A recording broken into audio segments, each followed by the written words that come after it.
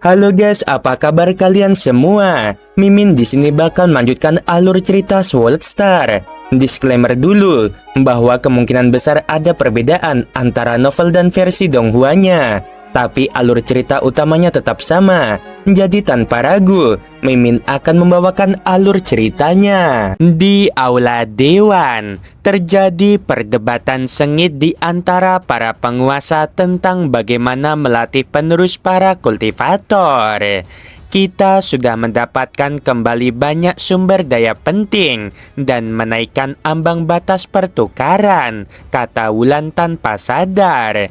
Jin, menurutmu, apakah kita perlu mengurangi sumber daya? Dengan cara ini, sumber daya akan semakin langka. Jin duduk di sana menggelengkan kepalanya. Ketika Yuan lemah, seluruh camp kultivator tidak memiliki satupun pemimpin. Saat itu, tidak ada sumber daya yang baik.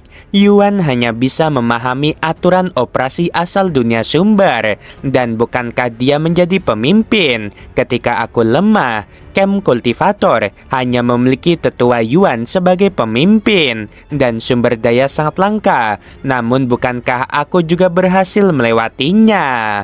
Lihatlah Lo-Feng, kata Jin. Lo-Feng bangkit dari dasar alam semesta asli yang lemah di tanah kelahirannya. Sumber dayanya bisa diabaikan. Kemudian, dia melewati kesulitan untuk mencapai wilayah inti dan masih sangat miskin. Pada saat itu, tanah asal didominasi oleh dua negara kuno dan sumber daya hampir dimonopoli oleh mereka. Ketika Lo-Feng meninggalkan dunia sumber dan mencapai alam suci 9 sungai, dia masih miskin dan tidak mampu membeli garis darah primordial, hanya mampu membeli material pecahan dari kehidupan primordial tingkat rendah. Apa yang diilustrasikan oleh hal ini? Ini menunjukkan bahwa sumber daya yang lebih sedikit dapat memunculkan potensi yang lebih besar. Jika diberi terlalu banyak, para penerus ini tidak akan menghargainya. Lo-Feng mengangguk sambil tersenyum. Saudara Jin cukup mengenalku, dan aku setuju dengan apa yang dikatakan saudara Jin. Para penerus kultivator harus beradaptasi dengan metode kultivasi gaya kemiskinan. Dengan sumber daya yang sangat terbatas, namun tetap mampu mencapai alam tertinggi Raja Dewa. Itu berarti mereka layak untuk dilatih. Dengan kondisi yang langka, mencapai alam tertinggi Raja Dewa menjadi setengah primordial jauh lebih menantang daripada sekarang. Mereka yang diseleksi dalam kondisi seperti itu, ketika dihadapkan pada sumber daya terbaik, mungkin akan keluar dari sangkar jalinan. Jalur kultivasi Lo-Feng juga membuktikan satu hal lagi, kata Yuan. Ketika dia melangkah ke tahap Kaisar Dewa, dia benar-benar menjelajahi jalan itu dalam kegelapan, tanpa warisan apapun yang bisa dijadikan acuan. Warisan yang kita tinggalkan sebelumnya terbukti berbahaya. Wulan pun setuju. Semakin kuat eksistensi seseorang, semakin besar pula dampak warisannya. Hal ini mempersulit para penerus untuk menempuh jalan mereka sendiri. Menurutku, warisan apapun yang muncul dari sangkar jalinan sebaiknya tidak disebarluaskan, kata Yuan. Biarkan para penerus mengeksplorasi sendiri. Satu demi satu penguasa mengangguk. Mereka telah menempuh banyak jalan yang salah, dan semua pengalaman sebelumnya membuktikan satu hal: menjadi seorang penguasa membutuhkan penjelajahan pribadi. Mengenai sumber daya di era ini, menurut pengalaman Lo-Feng, Yuan tersenyum. Biarkan para penerus berkembang di bawah keterbatasan sumber daya. Setelah mereka cukup unggul, barulah berikan sumber daya yang sesuai. Satu demi satu memberikan suara, dan menurut aturan sejarah, pengalaman kultivasi di era baru sebagian besar akan merujuk pada pengalaman terobosan dari penguasa baru. Saudara Lo Feng juga bangkit dari dunia sumber. Momen takjub, hingga saat ini 8 penguasa telah muncul dari dunia sumber. Ini menunjukkan bahwa meskipun kita telah menciptakan miliaran dunia dengan lebih banyak makhluk, bakat dan kualifikasi bawaan memiliki kekurangan. Dunia yang kita ciptakan pada dasarnya berbeda dari dunia sumber, kata Yuan. Sebagai sosok yang menguasai aturan operasi primordial, dia selalu berupaya menciptakan dunia sumber, tetapi tidak pernah berhasil. Sumber daya di masa depan seharusnya lebih diarahkan ke dunia sumber, kata Wulan. Lagi pula, hanya dunia sumber yang mungkin dapat melahirkan penguasa baru. Menurutku, seluruh wilayah kultivator harus melarang keberadaan kultivator tipe malapetaka, kata Lo Feng. Seorang kultivator yang menjadikan semua makhluk di dunia sumber sebagai sumber daya mungkin mencapai sesuatu, tetapi akan menghancurkan harapan semua makhluk lain. Saudara Lo Feng, aku adalah kultivator tipe bencana. Jin menatap Lo Feng. Aku juga. Naigu memandang Lo Feng. Jin menatap Lo Feng. Aku lahir di klan iblis penghancur, di bawah pengaruh dunia sumber. Takdirku adalah menghancurkan semua kehidupan. Aku turun ke alam kehancuran, menguasai kehancuran, dan demikian akhirnya menjadi seorang penguasa. Untuk jalur kultivasiku, semua kehidupan harus menjadi sumber dayaku, kata Naigu dengan acuh tak acuh. Bahkan di masa depan, aku membutuhkan mayat leluhur satu demi satu sebagai sumber dayaku. Jin menatap Lo Feng. Para kultivator tipe bencana memiliki makna eksistensi mereka sendiri. Kehancuran murni tidak dapat melahirkan kehidupan, kata Lo Feng. Bahkan kau telah memahami sebagian dari misteri kehidupan. Jalur penghancuran primordial yang dikuasai Jin sebenarnya mengandung sebagian dari kehidupan. Jika tidak, jalur itu tidak dapat membentuk wujud kehidupan. Aku pertama kali terjun ke dalam kehancuran untuk akhirnya melampaui dan menguasai kehancuran, kata Jin. Setiap kultivator memiliki jalan yang berbeda. Pertumbuhan setiap jalan tidak boleh dipatasi. Jalan manapun dapat melahirkan seorang penguasa. Ming Huang berkata dengan dingin, jalan dosa yang luar biasa yang menghancurkan nyawa yang tak terhitung jumlahnya seharusnya memang tidak ada. Naigu menatap Ming Huang. Di ruang primordial yang tak terbatas ini, hanya kekuatan dan kelemahan yang ada. Dosa hanyalah apa yang diyakini hatimu. Ming Huang, kau terlalu berpikiran sempit. Kita semua adalah kehidupan, kata Lo Feng. Oleh karena itu, kita harus berbelas kasih kepada yang lemah. Kita semua lahir dari kelemahan. Mati karena kelemahan itulah takdir, kata Naigu dengan tenang. Yuan merasa pusing melihat pemandangan ini. Pada tahun-tahun sebelumnya, para penguasa juga mengalami konflik.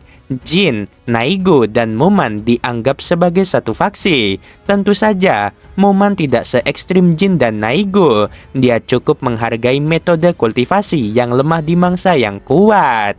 Hati Ming Huang baik hati, dan Wulan sangat mengagumi Ming Huang. Mereka dianggap sebagai satu faksi. Yuan mencangkup segalanya, sedangkan Starlight lebih sebagai pengamat, tidak ikut serta dalam perjuangan. Sepertinya sikap Ming Huang dan Lo Feng hampir sama. Pertarungan akan semakin sengit di masa depan. Yuan merasa sangat tak berdaya. Sebelumnya, tokoh oposisi terkuat, Ming Huang agak terisolasi. Tetapi kehadiran Lo Feng yang melanggar hukum dengan kekerasan secara bertahap menyeimbangkan kekuatan kedua faksi utama tersebut. Kasih sayang kepada yang lemah. Aliran kehidupan primordial bawaan tidak akan mengasihani yang lemah, balas Jin. Lo Feng, kau juga sedang mengkultivasikan dao kehidupan dan kematian primordial. Apakah kau tidak mengerti bahwa yang lemah pada akhirnya akan dihancurkan? Jin, penghancuran adalah untuk melindungi kehidupan. Lo Feng menatapnya. Kedua belah pihak memiliki penelitian mendalam tentang kehidupan dan kehancuran, tetapi arah mereka jelas berbeda. Lingkungan yang keras dapat membantu mereka tumbuh lebih baik, kata Moman. Saudara Lo Feng, ketika kau masih kecil, kau juga menghadapi makhluk-makhluk dahsyat. Dalam kelemahanmu, kau menghadapi binatang bertanduk emas. Kemudian kau menghadapi binatang sektor. Para kultivator yang menghadapi bencana seperti itu dapat memberikan motivasi yang cukup kuat bagi kultivator lain. Para kultivator dahsyat yang perlu kita targetkan dapat menghancurkan semua makhluk di dunia sumber, kata Lo Feng. Menghadapi keberadaan seperti itu, kultivator lemah bahkan tidak memiliki kesempatan untuk melawan. Yuan akhirnya angkat bicara. Hentikan perdebatan. Mari kita tetap berpegang pada aturan lama. Pertama, jika kalian para penguasa memiliki ide, kalian dapat menerapkannya di wilayah absolutmu sendiri. Di wilayah luas lainnya, kami akan terus mengikuti strategi bebas berkeliaran. Kedua, jika bujukan tidak berhasil, andalkan kekuatan. Jika ada yang mampu mengalahkan upaya gabungan para penguasa lain, maka kita akan mengikuti keputusan mereka. Jika kalian kekurangan kekuatan, bertahanlah. Mendengar ucapan Yuan, para penguasa terdiam. Ini tidak mungkin, Lo Feng berkata pelan. Para penguasa tidak sepakat satu sama lain dan harus mencari titik temu sambil tetap mempertahankan perbedaan. Dahulu, di masa-masa lemahnya, Lo Feng berpikir bahwa menjadi seorang penguasa akan memungkinkannya untuk sepenuhnya membuat aturan berdasarkan idenya sendiri. Namun sekarang sebagai seorang penguasa, dia menyadari kemampuannya untuk melakukan perubahan masihlah terbatas. Belum lagi kubu musuh, bahkan kubu mereka sendiri pun membutuhkan pengambilan keputusan bersama dari 8 penguasa. Hal berikutnya, Yuan segera memulai agenda selanjutnya. Sesuai tradisi, perayaan besar harus diadakan untuk kelahiran penguasa baru. Bagi penganut kehidupan primordial bawaan, bahkan kelahiran beberapa leluhur pun tidak akan menimbulkan perayaan. Hanya kelahiran eksistensi abadi dan abadi yang mampu bersemayam di tanah keabadian yang layak dirayakan dengan meriah. Mari kita rebut kembali wilayah ini dulu, kata Lo Feng. Dari 3.600 kelompok dunia di wilayah kultivator kita, banyak yang belum direbut kembali. Setelah wilayah ini direbut kembali, kita akan mengadakan perayaan. Baiklah, sesuai dengan idemu, Yuan mengangguk. Prioritas utama kita selanjutnya adalah bagaimana merebut kembali wilayah tersebut. Kedelapan penguasa itu mulai berdiskusi. Secara internal mereka memiliki perbedaan. Secara lahiriah mereka masih bersatu. Bahkan tokoh-tokoh seperti Jin dan Naigo memahami betapa besar bantuan yang telah diberikan oleh camp kultivator kepada mereka. Di tanah asal, langit, bulan, laut, gua, rumah besar. Saat ini kerumunan makhluk tingkat tinggi berkumpul di luar rumah gua tersebut. Mereka sangat gembira, berdiskusi di antara mereka sendiri, dan menunggu untuk menghadap Tuan Lo Feng.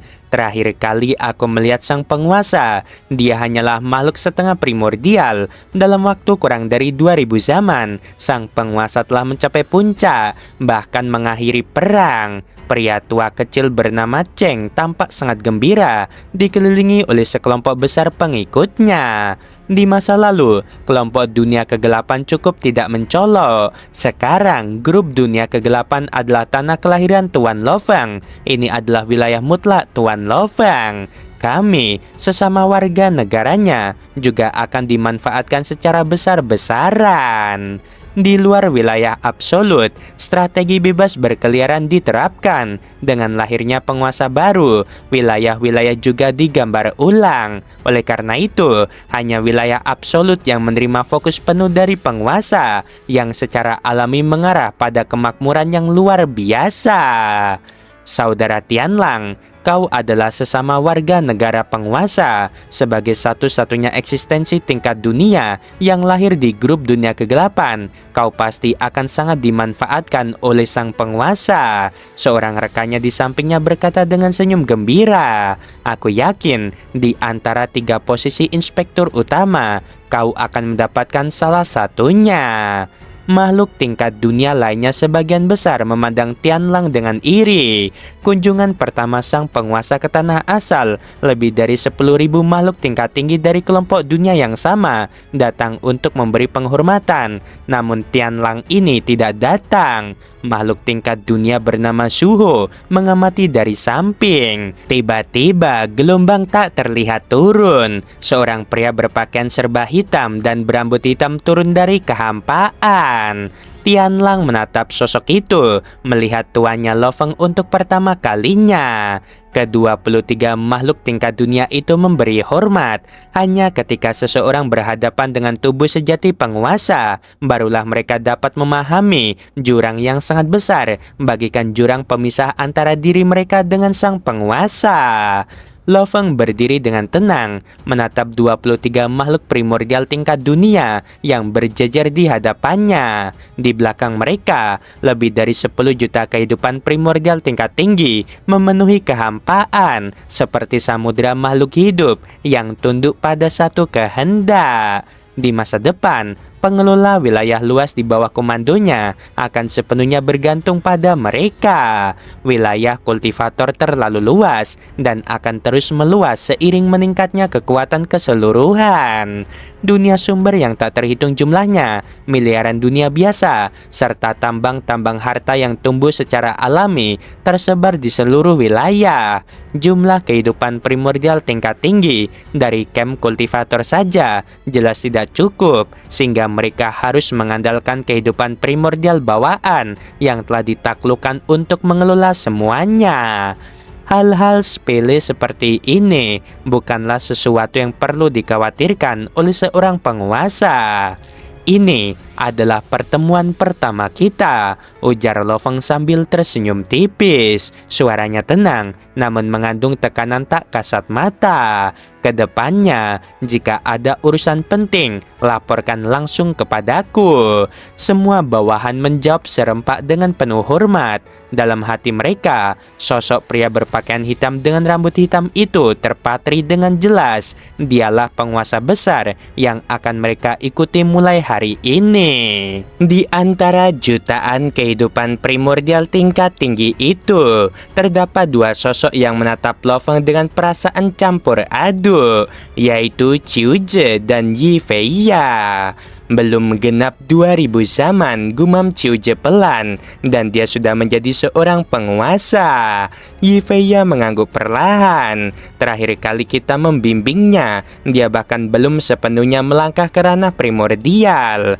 Penampilan Lo Feng nyaris tak berubah, namun auranya kini seperti langit tak terbatas. Setiap kata yang ia ucapkan membawa tekanannya membuat jiwa bergetar. Inilah eksistensi yang telah memahami kekuatan tertinggi dari Dao. Dao kehidupan dan kematian primordial telah menyatu sepenuhnya dengan keberadaannya. Satu penguasa saja sudah cukup untuk membuat ratusan leluhur gentar. Tugas kalian akan segera disesuaikan, kata Lo Feng. 23 primordial tingkat dunia dan Cheng tetap tinggal, yang lain boleh pergi. Lebih dari 10 juta kehidupan primordial tingkat tinggi membungkuk serempak sebelum pergi. Bagi mereka, bisa bertemu langsung dengan avatar utama sang penguasa saja sudah merupakan kehormatan besar. Saat mereka pergi, banyak tatapan tertuju pada satu sosok kurus yang tersisa. Cheng benar-benar beruntung. Di grup dunia kegelapan, Cheng adalah figur yang berpengaruh. Kini, ia bahkan diminta tinggal secara khusus oleh sang penguasa. Ikuti aku, ujar Lo Feng singkat. Ia berbalik dan berjalan menuju bagian terdalam goa. 23 makhluk primordial tingkat dunia serta Cheng segera mengikutinya. Mengapa aku dipanggil? Pikir Cheng gugup sekaligus bersemangat. Aku hanya primordial tingkat tinggi. Lo Feng duduk santai di tepi danau, memandang bawahannya satu demi satu. Perang dengan camp kehidupan primordial bawaan baru saja berakhir, katanya. Beberapa wilayah masih jatuh dan harus direbut kembali. Kalian masing-masing akan bertanggung jawab menjaganya. Aku telah menunjuk komandan 4 arah dan 19 jenderal penjaga. Begitu pengaturan itu diterima, hati para primordial tingkat dunia langsung bergetar. Struktur kekuasaan wilayah telah ditetapkan hanya dalam hitungan napas. Itulah perbedaan antara seorang penguasa dan yang lainnya. Selain perbatasan, lanjut Lo Feng, wilayah bawahan juga memerlukan 3 kali inspeksi. Wilayah kekuasaanku untuk sementara dibagi menjadi 3, ujar Lo Feng dengan tenang.